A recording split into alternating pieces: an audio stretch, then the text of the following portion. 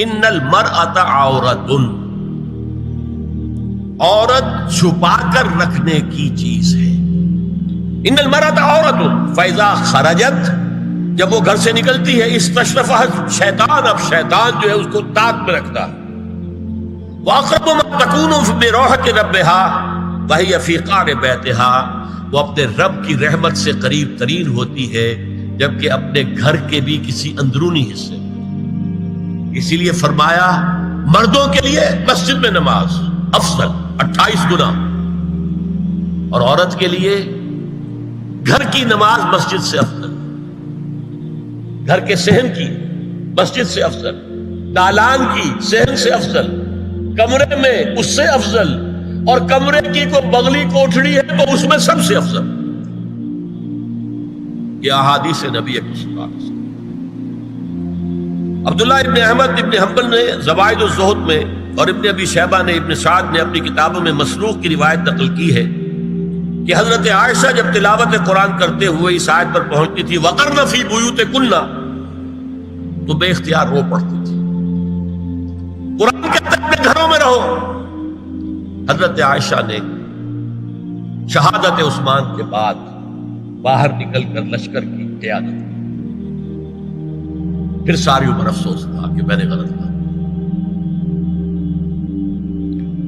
حافظ ابو بکر بزار حضرت انس سے روایت کرتے ہیں کہ عورتوں نے حضور سے عرض کیا کہ ساری فضیلت تو مرد لوٹ کے لے گئے، وہ جہاد کرتے ہیں، خدا کی راہ میں بڑے بڑے کام کرتے ہیں، ہم کیا عمل کریں کہ ہمیں بھی مجاہدین کے برابر اجر مل سکے؟ جواب میں آپ نے فرمایا من قعدت منکن فی بیتہا فإنہا تدرک عمل المجاہدین، تم میں سے جو شخص اپنے گھر میں بیٹھی رہے گی وہ مجاہدین کا اجر حاصل کر.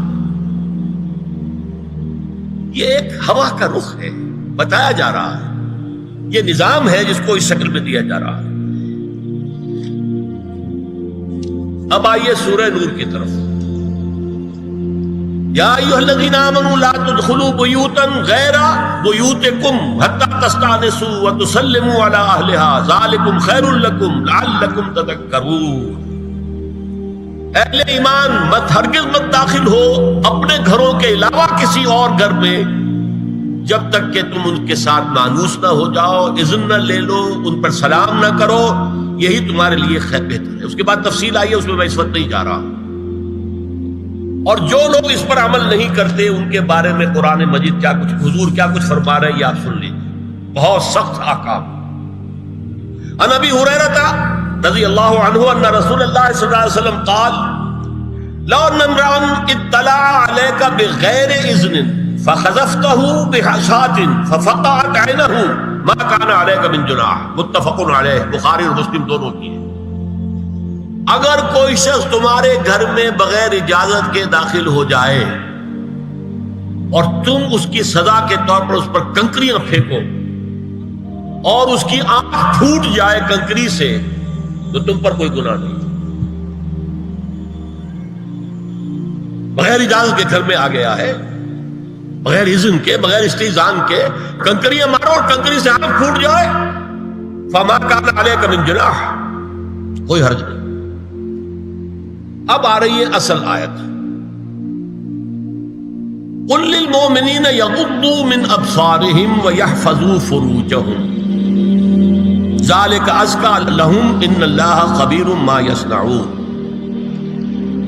وقل للمؤمنات یغضضن من ابصارهن ویحفظن فروجهن ولا یبدین زینتهن الا ما ظہر منها وَلْيَضْرِبْنَ بِخُمُرِهِنَّ عَلَى جُيُوبِهِنَّ وَلَا يُبْدِينَ زِينَتَهُنَّ إِلَّا لِبُعُولَتِهِنَّ أَوْ آبَائِهِنَّ أَوْ آبَاءِ بُعُولَتِهِنَّ أَوْ أَبْنَائِهِنَّ أَوْ أَبْنَاءِ بُعُولَتِهِنَّ أَوْ إِخْوَانِهِنَّ أَوْ بَنِي إِخْوَانِهِنَّ أَوْ بَنِي أَخَوَاتِهِنَّ أَوْ نِسَائِهِنَّ أَوْ مَا مَلَكَتْ أَيْمَانُهُنَّ أَوِ التَّابِعِينَ غَيْرِ أُولِي الْإِرْبَةِ مِنَ الرِّجَالِ أَوِ الطَّفْلِ الَّذِينَ لَا يَظْهَرُوا عَلَى عَوْرَاتِ النِّسَاءِ وَلَا يَضْرِبْنَ بِأَرْجُلِهِنَّ لِيُعْلَمَ مَا يُخْفِينَ مِنْ زینتہن وتوبوا الی اللہ جميعا ایھا المؤمنون لعلکم تفلحون. یہ لمبی آیت ہے.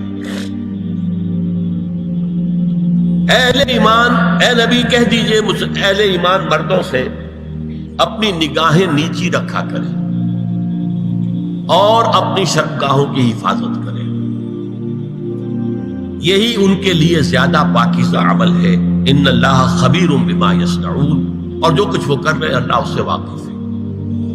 وقل للمؤمنات یغضضن من ابصارہن، اور مومن عورتوں سے بھی کہہ دیجئے کہ وہ اپنی نگاہیں جو ہے نیچی رکھا کریں. وَيَحْفَظْنَ فُرُوجَهُنَّ، اپنی شرمگاہوں کی حفاظت کریں.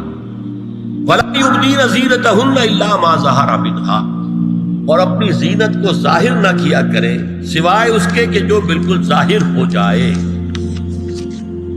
قُلْ لِلْمُؤْمِنِينَ يَغُضُّوا مِنْ أَبْصَارِهِمْ وَيَحْفَظُوا فُرُوجَهُمْ ذَلِكَ أَزْكَىٰ لَهُمْ إِنَّ اللَّهَ خَبِيرٌ بِمَا يَصْنَعُونَ. نوٹ کر لیجئے کہ یہ کہاں ہو رہا ہے؟ گھر میں داخلے کے بعد. گھر میں داخلہ اجازت سے، اور داخلہ ہوگا صرف محرموں کا. گھر کے اندر جو ہے وہ نامحرم تو نہیں آئے گا. یہ میں آگے بیان کر رہا ہوں. وَقُلْ لِلْمُؤْمِنَاتِ يَغْضُضْنَ مِنْ أَبْصَارِهِنَّ وَيَحْفَظْنَ مِنْ فُرُوجِهِنَّ، اور کہہ دیجئے مومن عورتوں سے بھی کہ وہ بھی اپنی نگاہیں جھکا کر رکھیں اور اپنی شرمگاہوں کی حفاظت کریں. وَلَا يُبْدِينَ زِينَتَهُنَّ إِلَّا مَا ظَهَرَ مِنْهَا. محرموں سے پردہ کیا ہے؟ محرموں سے اس کا نام ستر ہے. عورت کا پورا جسم ستر ہے سوائے چہرے کی ٹکیا اور یہ ہاتھ اور یہ پاؤں، بس. کیا مطلب ہے؟ بھائی بھی نہیں دیکھ سکتا بہن کے جسم کا کوئی اور حصہ، باپ بھی نہیں دیکھ سکتا بیٹی کے جسم کا کوئی حصہ. یہ ستر ہے. ستر محرموں سے پردہ ہے. وَلْيَضْرِبْنَ بِخُمُرِهِنَّ عَلَىٰ جُيُوبِهِنَّ، یہ بھی گھر کے اندر کی بات ہو رہی ہے. کیونکہ میں پہلے بتا چکا ہوں جلباب ہوتا تھا جب گھر سے باہر نکلتی تھی عورت، تو وہ اپنی چادر لپیٹتی تھی اپنے گرد، چہرہ نہیں ڈھانپتی تھی. صرف چہرے کا حکم دیا گیا اس کے ضمن میں. وہ سورہ احزاب کی آیت ہے، وہ رہ گئی، میں بیان کروں گا. اور خمار اوڑھنی ہوتی تھی جو گھر میں اوڑھتی تھی. گھر میں ظاہر بات ہے کہ جلباب تو نہیں لیا جا سکتا، آخر گھر کا کام کاج کرنا ہے. ہلکی سی اوڑھنی وہ گھر میں. لیکن فرمایا وَلْيَضْرِبْنَ بِخُمُرِهِنَّ عَلَىٰ جُيُوبِهِنَّ، اور انہیں چاہیے کہ اپنی اوڑھیوں کے، بکل اوڑھنیوں کے اپنے سینوں کے اوپر، گریبانوں کے اوپر بھی مار لیا کریں. اب اس کے بعد فرمایا وَلَا يُبْدِينَ زِينَتَهُنَّ إِلَّا لِبُعُولَتِهِنَّ. اب یہاں یہ زینت کا لفظ آ رہا ہے چہرے کے، اور چہرے ہی میں کچھ سنگھار بھی ہوتا ہے. اب ان کے لیے کہا گیا کہ چہرے کی زینت اور چہرے کے اوپر اگر کوئی بناؤ سنگھار ہے، زیور ہے، تو اس کی زینت نہ ظاہر کریں. مگر اب یہ یہاں تفصیلی آئی ہے، جو محرم ہے ان کی تفصیل. تو فرمایا کن کے سامنے ظاہر کر سکتی ہے؟ الا لبعولتہن، سب سے بڑھ کر تو شوہر، او آبائہن، اور یہ آپ نے باپ. اچھا، باپوں میں نوٹ کی نہیں، باپ حقیقی ہو، اخیافی ہو، اللاتی ہو یا رضاعی ہو، یہ چاروں قسم کے باپ اس میں شامل ہیں. جس عورت نے دودھ پلایا تھا اس کا شوہر بھی باپ بن گیا. او آبائے بعولتہن، اپنے شوہروں کے باپ، یا ابنائہن، ان کے اپنے بیٹے. بیٹوں میں بھی آئیں گے چاروں، اللاتی، اخیافی، عینی اور رضاعی. او ابنائے بعولتہن، اور اپنے شوہروں کے بیٹے. ہو سکتا ہے شوہروں کی اور بیویاں بھی ہوں، تو ان کے بیٹے بھی، جو ستیلے بیٹے ہیں وہ بھی محرم، ان سے کسی شکل میں کبھی شادی نہیں ہو سکتی. او اخوانہن، یا ان کے بھائی. او ابنائہن، یا اپنے بیٹے. او ابنائے بعولتہن، یا اپنے شوہروں کے بیٹے. او اخوانہن، یا اپنے بھائی. او بنی اخوانہن، یا اپنے بھائیوں کے بیٹے. او بنی اخواتہن، اپنا بھتیجا. اپنا بھتیجا، شوہر کا بھتیجا نہیں، اپنا بھتیجا محرم ہے. اپنا بھانجا محرم ہے، شوہر کا بھانجا محرم نہیں ہے. او نسائہن، یا ان کی عورتیں، اپنی عورتیں، جان پہچان کی عورتیں. او ما ملکت ایمانہن، یا جو ان کے داہنے ہاتھوں کی ملکیت ہے، باندیاں، غلام. اس میں عرض کر چکا ہوں کہ اس میں کافی اختلافات ہیں. یہ بھی ہے کہ اس سے مراد صرف باندیاں ہیں، غلام مرد نہیں. یہ بھی ہے کہ مرد بھی ہے، اور یہ بھی ہے کہ مرد جب تک کہ وہ باندی ہوگا. لیکن میں اس بحث میں یہاں نہیں جانا چاہتا، یہ پھر فقہ کی بحث ہو جائے گی. اب التابعین غیر اولی الارباح، کچھ ایسے لوگ بھی ہوتے ہیں، کوئی کسی کے گھر میں تو اندھا آدمی رہ رہا ہے، یا کوئی اور کسی وجہ سے کوئی مریض ہے، اسے آپ نے بنا دے رکھی ہے، انہیں عورتوں سے کوئی سروکار نہیں ہوتا۔ اب الطفل الذین لم یظہروا علی عورات النساء، یا وہ بچے کہ جن پر ابھی عورتوں کے پوشیدہ حالات واضح ہی نہیں ہے، پتہ ہی نہیں ہے انہیں، ابھی انہیں جنس کا کوئی احساس ہی نہیں۔ یہ ہے فہرست جو دی گئی ہے کہ جن کے سامنے عورت کھلے چہرے کے ساتھ اور اپنی جو اضافی زینت بھی ہو، کوئی زیور وغیرہ یا کوئی بھی سرما وغیرہ ڈالا ہوا ہے یا کوئی سرخی کو لگائی ہے معمولی سی، تو اس کے ساتھ آ سکتی ہے، اور یہ وہ رشتے ہیں کہ جن سے کسی حالت میں بھی نکاح نہیں ہو سکتا۔ آگے سنیے، وَلَا يَضْرِبْنَ بِأَرْجُلِهِنَّ لِيُعْلَمَ مَا يُخْفِينَ مِنْ زِينَتِهِنَّ، اور چلتے ہوئے اپنے پاؤں زور سے نہ مارے کہ ان کی زینت ظاہر ہو جائے۔ اگر کوئی پازیب پہنی ہوئی ہے، کوئی جھنجھنو وغیرہ ہے، تو اب اگر پاؤں مار کر چلے گی تو خواہ ذہن جائے گا بیٹھے ہوئے کا کہ کوئی خاتون جا رہی ہے۔ یہاں تک اس کے علاوہ یہ بھی ہے، تعطر کے بارے میں فرمایا ہے کہ اگر عطر لگا کر کوئی عورت گھر سے نکلی ہے، اذا استعارت المرأة فمرت على القوم ليجدوا ريحها فهي كذا وكذا قال قولا شديدا۔ اس ابو داؤد کی روایت حضور نے فرمایا، جب کوئی عورت عطر لگا کر، خوشبو لگا کر نکلتی ہے کہ لوگ اس کی خوشبو سونگیں یا اس کو اوپر مطلع ہو جائیں، تو ایسی ہے ایسی ہے، بہت سخت الفاظ حضور نے استعمال کیے کہ جس کو راوی نے نقل نہیں کیا۔ عورت کے لیے خوشبو، عورت کی آواز کا پردہ ہے۔ اب دیکھیے کس حد تک نماز میں اس وقت عورتیں بھی شریک ہوتی تھی، اگرچہ حضور نے فرمایا مردوں کی صف بہترین سب سے آگے والی ہے اور سب سے بری صف سب سے پیچھے ہے، کیونکہ اس کے پیچھے پھر عورتوں کی صف ہوتی تھی، اور عورتوں کے لیے سب سے اچھی صف سب سے پچھلی والی ہے، اور سب سے بری سب سے آگے والی ہے۔ سب سے آگے والوں کے سامنے پھر مرد ہوتے تھے، ان کی پشت ہوتی تھی۔ تو اسی طریقے سے اگر غلطی کی ہے تو مرد جو ہے کہے گا سبحان اللہ، امام سے غلطی ہو گئی ہے، مرد کیا کہے گا؟ سبحان اللہ۔ عورت کیا کرے گی؟ اپنے ایک ہاتھ کے پشت پر اپنا ہاتھ مارے گی، اپنی آواز نہیں نکالنی، آواز کا پردہ، چھونے کا پردہ یہاں تک ہے کہ حضور نے کبھی کسی عورت سے ہاتھ نہیں ملایا، اور آپ جب بیعت بھی لیتے تھے تو بس زبانی الفاظ کہلوائے اور کہا ٹھیک ہے بیعت ہو گئی، یا ایک کپڑا پکڑا، اس کا ایک سرا اپنے ہاتھ میں دوسرا سرا اس خاتون کے ہاتھ میں، یا ایک تشت کے اندر پانی بھرا، اس میں ایک طرف اس نے انگلیاں ڈال لی اور ایک طرف حضور کی، لیکن مسافر لا اسافر النساء۔ ایک دفعہ ہوا بھی کہ بعض خواتین نے جب بیعت کی ہے تو پھر انہوں نے ہاتھ آگے بڑھایا مسافر کے لیے، حضور نے فرمایا انی لا اسافر النساء، میں عورتوں سے مسافرہ نہیں کرتا۔ یا ایھا النبی قل لازواجک وبناتک ونساء المؤمنین یدنین علیہن من جلابیبہن ذلک ادنی ان یعرفن فلا یؤذین وکان اللہ غفورا رحیما۔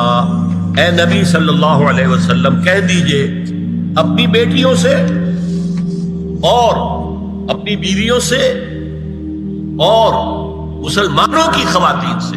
اب دیکھیے یہ سورہ احزاب ہی میں ہو رہا ہے، شروع میں یا نساء نبی سے بات چلی، استیزان بھی صرف نبی کے گھر میں داخل نہ ہو اذن کے بغیر، آگے چل کر سورہ احزاب ہی میں عام بھی کر دیا، قل لازواجک وبناتک ونساء المؤمنین، کہہ دیجئے اپنی بیویوں سے، اپنی بیٹیوں سے اور اہل ایمان کی خواتین سے، یدنین علیہن من جلابیبہن، کہ وہ اپنے چہروں کے اوپر اپنی جلباب کو لٹکا لیا کریں، چہرہ چھپ جائے۔ اب اس کی تفسیر میں چاہتا ہوں کہ آپ کو جو مختلف مفسرین نے کی ہے وہ آپ کے سامنے میں رکھوں۔ حضرت عبداللہ ابن عباس نے اس آیت کی جو وضاحت فرمائی ہے اسے حافظ ابن کثیر نے اپنی تفسیر میں اس طرح نقل کیا ہے، اللہ نے مسلمان عورتوں کو حکم دیا ہے کہ جب وہ کسی کام کے لیے گھروں سے نکلے تو اپنی چادروں کے پلو اوپر سے ڈال کر اپنا منہ چھپا لے اور صرف ایک آنکھ کھلی رکھے، دونوں آنکھیں بھی غلط ہیں۔ اور سن لیجئے ابن جریر اور ابن منذر کی روایت ہے کہ محمد بن سیرین یہ ایک تابعی ہیں نے حضرت عبیدہ السلمانی یہ صحابی ہیں سے اس آیت کا مطلب پوچھا. انہوں نے جواب میں کچھ کہنے کی بجائے اپنی چادر کو اس طرح اوڑھا کہ پورا سر اور پیشانی اور پورا منہ ڈھانک کر صرف ایک آنکھ کھولی رکھی. اور سنیے ابو بکر بن عبداللہ ابن عربی نے یدنین علیہن من جلابیبہن کا مفہوم من الفاظ میں بیان کیا ہے تغطى به وجهها حتى لا يظهر منها الا عينها اليسرى. عورت اپنی چادر کو پورے وجود پر ڈھانپ لے اور اس طرح چہرے کو بھی ڈھانپے کہ صرف بائیں آنکھ کھلی رہے. علامہ حمید الدین فراہی کو نظم قرآن کے فہم میں خصوصی مقام حاصل تھا. انہوں نے حجاب کے بارے میں اپنے ایک مکتوب میں ہاتھ اور چہرہ کھلا رکھنے کو جائز قرار دینے کے موقف کے بارے میں لکھا ہے کہ میری رائے میں نظم قرآن پر توجہ نہ کرنے سے یہ غلط فہمی پیدا ہوئی ہے. وہی بات کہ سورہ احزاب میں گھر سے باہر کا پردہ ہے اور سورہ نور میں گھر کے اندر کا پردہ ہے. بہرحال الحق تو احق بان یتبع، حق جو ہے وہ اس کا زیادہ حقدار ہے کہ اس کی پیروی کی جائے.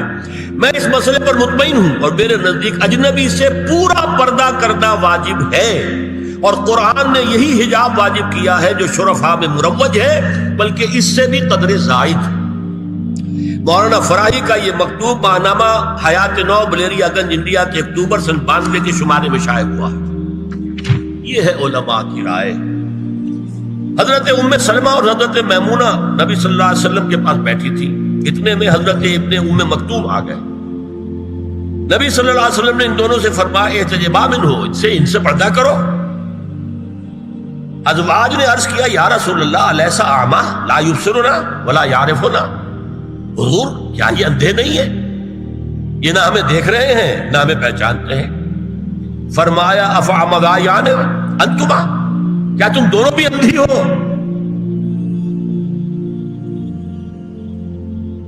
الا تبصران ہی، کیا تم نہیں دیکھ رہی ان کو؟ حضرت ام سلمہ تصریح کرتی ہیں ذالک بعد ان امر بالحجاب، یہ جب حجاب کا حکم آ گیا تھا تب حضور نے پھر یہ حکم دیا. اس کی وجہ کیا تھی؟ حضرت عبداللہ ابن مکتوم کا گھر میں آنا جانا تھا. تو اگرچہ اندھے ہیں لیکن یہ کہ یہ بار بار کا آنا جانا اس سے فتنے کا ایک دروازہ کھل سکتا. اس دروازے کو بند کر دیا گیا. حضرت عائشہ کے پاس ایک نابینا آیا تو انہوں نے اس سے پردہ کیا. کہا گیا کہ آپ اس سے پردہ کیوں کرتی ہیں، یہ تو آپ کو نہیں دیکھ سکتا. جواب میں حضرت ام المومنین نے فرمایا لیکنی انظر الیہ، میں تو اسے دیکھ رہی ہوں نا. اور مرد کو دیکھے. البتہ یہ کہ عام حالات میں آپ بازار میں چل رہے ہیں، عورت جا رہی ہے، کوئی ساتھ باہر نکلنا پڑا ہے، تو اس حالت میں اگر وہ مرد کو دیکھتی ہے تو اس میں در حقیقت وہ فتنہ نہیں ہے کہ جو گھر میں آنے جانے والے لوگ. اب ایک آخری مسئلہ ہے. 2 حدیثیں ایسی ہیں جو میری گفتگو کے خلاف جاتی ہیں اور میں دیانت کا تقاضا سمجھتا ہوں کہ وہ بھی آپ کے سامنے بیان کروں. حضور کے بارے میں یہ معلوم ہے کہ 2 خواتین جو ویسے نامحرم تھیں وہ ان کے سامنے آتی رہیں اور آپ ان سے ملتے رہے.